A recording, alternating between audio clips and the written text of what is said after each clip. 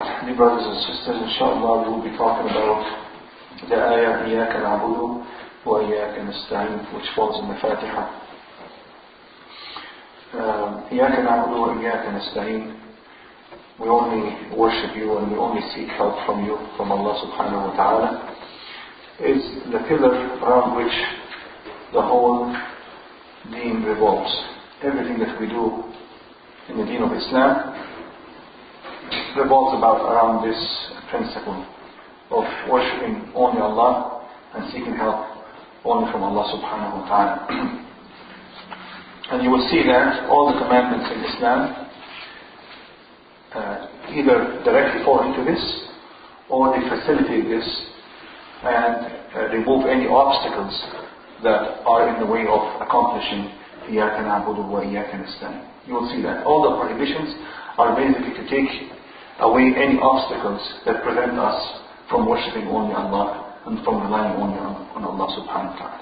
And all the acts of worship that we are supposed to be doing and all the commandments that we are supposed to follow, they are basically directly falling under إِيَّاكَ نَعْبُدُ وَإِيَّاكَ نَسْتَعِينُ.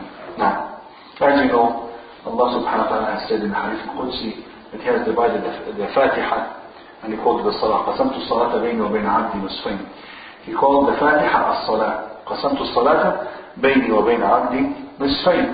He called it Salah because the Salah is not accepted in any of its rak'at without reciting the Fatiha.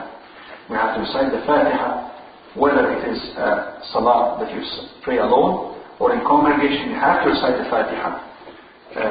Whether the Imam recites it loudly or secretly, you have to recite the Fatiha. قَسَمْتُ الصَّلَاةَ بَيْنِي وَبَيْنَ عَبْدِي نِصْفَيْنِ. He says, I've divided the salah between me and my slave into two halves. And the first half, when he says, فَإِذَا قَالَ الْحَمْدُ لِلَّهِ رَبِّ الْعَالَمِينَ قَالَ حَمِدَنِي عَبْدِي فَإِذَا قَالَ الرَّحْمَنِ الرَّحِيمِ قَالَ أَثْنَى عَلَيَّ عَبْدِي فَإِذَا قَالَ مَالِكِ يَوْمِ الدِّينِ قَالَ مَجَّدَنِي عَبْدِي فَإِذَا قَالَ إِيَّاكَ نَعْبُدُ وَإِيَّاكَ نَسْتَعِينُ قَالَ هَذَا بَيْنِي وَبَيْنَ عَبْدِي وَلِعَبْدِي مَا سَأَلَ. He said, this is between me and my slave. So إِيَّاكَ نَعْبُدُ وَإِيَّاكَ نَسْتَعِينُ basically explains everything that is between us and Allah subhanahu wa ta'ala, between me and my slave. And now that you have reached this point in Fatiha, Allah subhanahu wa ta'ala will give you what you ask after إِيَّاكَ نَعْبُدُ وَإِيَّاكَ نَسْتَعِينُ. Or when you say اهْدِنَا الصِّرَاطَ الْمُسْتَقِيمَ, Allah says هَذَا لِعَبْدِي وَلِعَبْدِي مَا سَأَلَ. This is exclusively for my slave, and I will give him what he has asked for. هذا لعبد عبد ما سأل. But when it came to إِيَّاكَ نَعْبُدُ وَإِيَّاكَ نَسْتَعِينُ قال هذا بيني وبين عبدي. This is what is between me and my slave. إِيَّاكَ نَعْبُدُ وَإِيَّاكَ نَسْتَعِينُ. Now, and you will see that this meaning is mentioned in so many ayat, you cannot even count them. But I'll just mention the major ones that clearly indicate this meaning. Allah subhanahu wa ta'ala says, وَلِلَّهِ غَيْبُ السَّمَاوَاتِ وَالْأَرْضِ وَإِلَيْهِ يُرْجَعُ الْأَمْرُ كُلُّهُ فَاعْبُدْهُ وَتَوَكَّلْ عَلَيْهِ. To Allah belongs the hidden in heavens and earth, and every affair will go back to Him. Nothing will happen except if it takes the permission from Allah subhanahu wa ta'ala. Every single thing in this life, in heaven and earth, will not happen unless it goes back to Him first, gets the permission, and then it happens. وَإِلَيْهِ يُرْجَعُ الْأَمْرُ كُلُّهُ. If this is the case, if He owns everything, and nothing will happen except by His permission, and everything that is hidden in the heavens and earth, He knows. What are we supposed to do? He says, فَاعْبُدْهُ وَتَوَكَّلْ عَلَيْهِ. Then you have to worship only Him and rely only on Him. So, فَاعْبُدْهُ وَتَوَكَّلْ عَلَيْهِ, the same meaning of إِيَّاكَ نَعْبُدُ وَإِيَّاكَ نَسْتَعِينُ. Also, Allah says, in what He narrates about Shu'aib as he was talking to his people, He says, إِنْ أُرِيدُ إِلَّا الْإِصْلَاحَ مَا اسْتَطَعْتُ وَمَا تَوْفِيقِ إِلَّا بِاللَّهِ عَلَيْهِ تَوَكَّلْتُ وَإِلَيْهِ أُنِيبُ. He's saying to his people, I only want to do what is good. And I cannot accomplish this except by the help of Allah. وَمَا تَوْفِيقِ إِلَّا بِاللَّهِ عَلَيْهِ تَوَكَّلْتُ وَإِلَيْهِ أُنِيبُ. Only upon Him I will rely, and only back to Him I will go, meaning in worship. So again, the meaning of إِيَّاكَ نَسْتَعِينُ is عَلَيْهِ تَوَكَّلْتُ. I rely only on Him. And the meaning of إِيَّاكَ نَعْبُدُ is in وَإِلَيْهِ أُنِيبُ. I go back to Him. Now, the inaba, to remember Allah every time, al-inaba, repeatedly. Also, Allah says, قُلْ هُوَ رَبِّي لَا إِلَهَ إِلَّا هُوَ عَلَيْهِ تَوَكَّلْتُ وَإِلَيْهِ أُنِيبُ. Say, He is my Lord, there is no God but Him. Only upon Him I rely, عَلَيْهِ تَوَكَّلْتُ وَإِلَيْهِ أُنِيبُ. And only to Him I go back again with worship. So the same meaning is mentioned here. In Surah Al-Muzammil, Allah says, وَاذْكُرْ اسْمَ رَبِّكَ وَتَبَتَّلْ إِلَيْهِ تَبْتِيلًا رَبُّ الْمَشْرِقِ وَالْمَغْرِبِ لَا إِلَهَ إِلَّا هُوَ فَاتَّخِذْهُ وَكِيلًا. He says, remember your Lord, the description and the attributes of your Lord. وَاذْكُرْ اسْمَ رَبِّكَ وَتَبَتَّلْ إِلَيْهِ تَبْتِيلًا. Devote your time to Him. Tabattul means to devote your time. وَتَبَتَّلْ إِلَيْهِ تَبْتِيلًا. رَبُّ الْمَشْرِقِ وَالْمَغْرِبِ لَا إِلَهَ إِلَّا هُوَ. He is the Lord of the East and the West. لا إله إلا هو. There is no God but Him. فَاتَّخِذْهُ وَكِيلًا. Rely only upon Him. Again, you see the meaning of إِيَّاكَ نَعْبُدُ in the first ayah. وَاذْكُرْ اسْمَ رَبِّكَ وَتَبَتَّلْ إِلَيْهِ تَبْتِيلًا. And the meaning of إِيَّاكَ نَسْتَعِينُ in فَاتَّخِذْهُ وَكِيلًا. And other ayat such as قُلْ هُوَ الرَّحْمَنُ آمَنَّا بِهِ وَعَلَيْهِ تَوَكَّلْنَا. آمَنَّا بِهِ وَعَلَيْهِ تَوَكَّلْنَا. The same meaning. ذَلِكُمُ اللَّهُ رَبِّي عَلَيْهِ تَوَكَّلْتُ وإليه أنيب. Same meaning. وتوكل على الحي الذي لا يموت وسبح بحمده. Rely on the one who never dies, the one who is always alive and never dies, and وسبح بحمده, and make tasbih and praise Him. This is how you worship Him. So this meaning, the combination of إياك نعبد وإياك نستعين, is the essence of this deen. Now, also in the ad'iyah and the saying of the Prophet ﷺ in his dua, it is mentioned repeatedly, such as Allahumma laka aslamtu wa bika amantu. I submit myself to you, I believe in only you, wa alayhi tawakkaltu, and I rely only upon you. The same meaning, wa ilayka anabtu. Also, Allahumma laka sajadtu wa bika amantu alayka tawakkaltu. To you only I prostrate and believe in only you. وَعَلَيْكَ تَوَكَّلْتُ. I rely only upon you. Same meaning of إِيَّاكَ نَعْبُدُ وَإِيَّاكَ نَسْتَعِينُ. Also when he used to make the udhiyah, sacrifice qurban, he used to say, اللهم هذا منك ولك. هذا منك ولك. This is only from you, and it is directly devoted only to you. Devoted only to you is إِيَّاكَ نَعْبُدُ. I worship only you. This sacrifice is only for you, for you. But when he says, هَذَا مِنْكَ, this is only from you, this indicates that I'm relying only upon you, because whatever I am about to enjoy right now comes only from you. Reliance only on Allah subhanahu wa ta'ala. Many hadiths mention the same meaning. And then scholars mention that the heart of the human being in general is in dire need for Allah subhanahu wa ta'ala. It is in dire need to worship Allah. Without this heart worshipping Allah subhanahu wa ta'ala, it always lives in fear and is never content. It has no serenity, no tranquility, no peace. It's always irritable and feels that it is missing the most important thing. And this explains to you why people who are very rich, they indulge in the pleasures of this life, the more they deprive this heart from worshipping Allah subhanahu wa ta'ala, and the more misery this heart lives in. Although the body is enjoying itself, and there are some pleasures to the body, but the more the body is pleased, the more the heart is in misery. Yes, it is like giving a tranquilizer to this heart for a short period of time. While they are enjoying these pleasures, they don't think of this misery. The misery is not with them. But the moment the pleasure ends, now the misery just falls upon this heart. Because the heart has not received its most essential nourishment and nutrition, which is to worship Allah subhanahu wa ta'ala. And that is why a Muslim feels that when he is worshipping Allah, he feels happiness in the heart. And that when he commits a sin, he feels sadness and despair, and he feels everything is dark around him, and he cannot enjoy even his food. Why is that? Because the heart has been deprived from its nutrition. This heart needs to worship Allah. If the heart does not worship Allah, it will live in misery. No matter what you give to the body. No matter what you give to the body, and everything you give to the body is like a short-term tranquilizer. When it goes away, and the pleasure is done, the misery is even more. And the misery reaches its peak then you cannot cope anymore, and then people think about taking away their life because they are in pain and misery and anxiety and fear all the time, insecurity. Everything makes them afraid. And this is the meaning of the ayah, Ya ayyuhan nasu, antum al-fuqara'u ila Allah. O people, you are the ones who are in need of Allah. Allah does not need your worship. This worship is for you. Is to make your heart pleased, satisfied, to live in peace. Otherwise, you are lost. And all of us are lost if we do not worship Allah subhanahu wa ta'ala. And we sense this, even as Muslims, when we do not fulfill our obligations towards Allah subhanahu wa ta'ala. Now you can imagine how much the kuffar are living, how much misery they are living in. If you are just tasting some of this misery when you commit a sin, how much misery are they in when they are committing the kufr? Now, and this is why a lot of them also go to drugs and to alcohol, because they don't want to be aware of this misery. It's killing them, and they want to take their mind off of this, and that's why they try to shut down their mind. So if this is your most essential need in life, you cannot attain any of your needs in this life without the help of Allah. So then comes إِيَّاكَ نَعْبُدُ وَإِيَّاكَ نَسْتَعِينُ.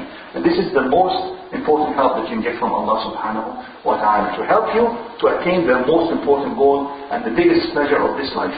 And without this pleasure, you live in misery in this life, and you live in misery and pain after. And if you notice, Allah says إِيَّاكَ نَعْبُدُ first before saying إِيَّاكَ نَسْتَعِينُ. Because إِيَّاكَ نَعْبُدُ is the ultimate goal. And إِيَّاكَ نَسْتَعِينُ is the means and the way that you reach this goal.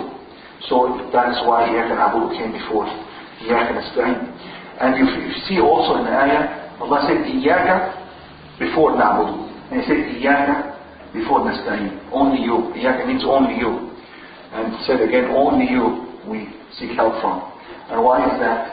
That is to indicate that this is exclusive for Allah subhanahu wa ta'ala, not that we worship you and someone else, or seek help from you and from someone else. No, it's only you. That is the secret of putting إِيَّاكَ before نَعْبُدُ and إِيَّاكَ before نَسْتَعِينُ, and also to show respect towards Allah subhanahu wa ta'ala, that you are mentioning His name and mentioning Him before anything else. إِيَّاكَ نَعْبُدُ وَإِيَّاكَ نَسْتَعِينُ. Now what is al-ibadah? So we want to attain this goal. What is al-ibadah? Scholars have defined it in different ways, but the major definitions are غاية الحب مع غاية الذل, to show ultimate love towards Allah subhanahu wa ta'ala, and ultimate humbleness and submission to Allah subhanahu wa ta'ala. And so the more you go deep into loving Allah and submitting yourself and humbling yourself to Allah subhanahu wa ta'ala, then you're achieving more ibadah. Even in the same salah, you will find that one salah, you have concentrated in these meanings a lot, then you benefit more from the salah. But sometimes the salah is devoid of these intense meanings, then you find that the salah does not have the same impact on our hearts. So this is one of the meanings of al-ibadah. Another meaning is al-ikhlas ma'a al-mutaba'ah. It's actually, they are all the same meanings, but the people define them in different ways. Ikhlas ma'a al-mutaba'ah, to be very sincere to Allah and to follow the way that He has prescribed for you through His Quran and through the Quran and Sunnah. So this also achieves the ibadah, to achieve the sincerity and the mutaba'ah. And also some scholars define it as to worship Allah and to obey Him. And what is the definition of ista'ana? Ista'ana, to rely upon Allah. They say it involves two main meanings. One of them is to trust Allah subhanahu wa ta'ala only, and to rely only upon Allah. These two meanings have to happen together. Because you can trust someone, but despite the fact that you trust him, you don't seek help from him. But also sometimes you can seek help from someone, but you do not trust him. That happens in everyday life.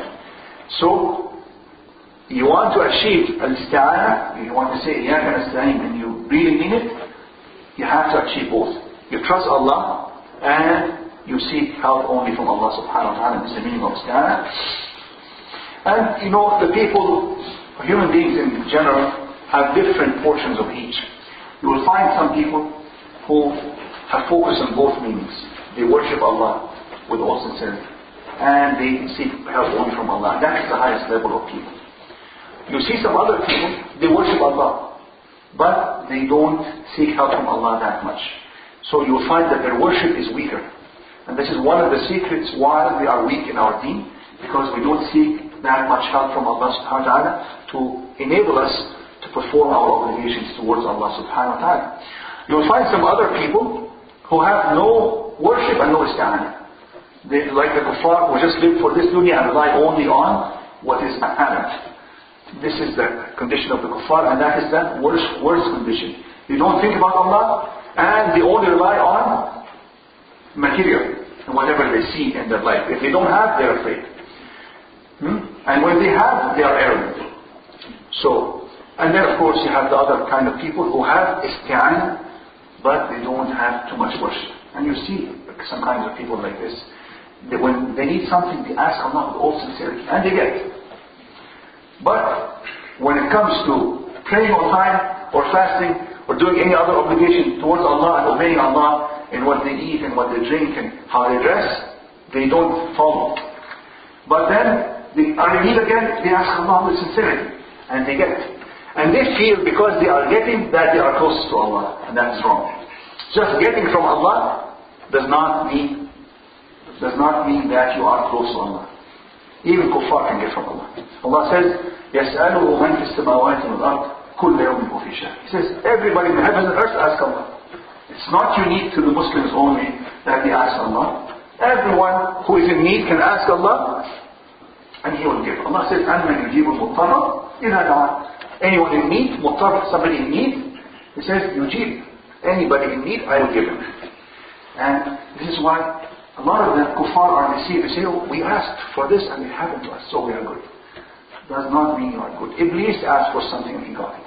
As he was about to get punished for not obeying Allah subhanahu wa ta'ala, he asked Allah to allow him to live till the end of this life. Because he wanted to prove his case. And Allah has given him. So just getting from Allah subhanahu wa ta'ala, we should not be deceived by this.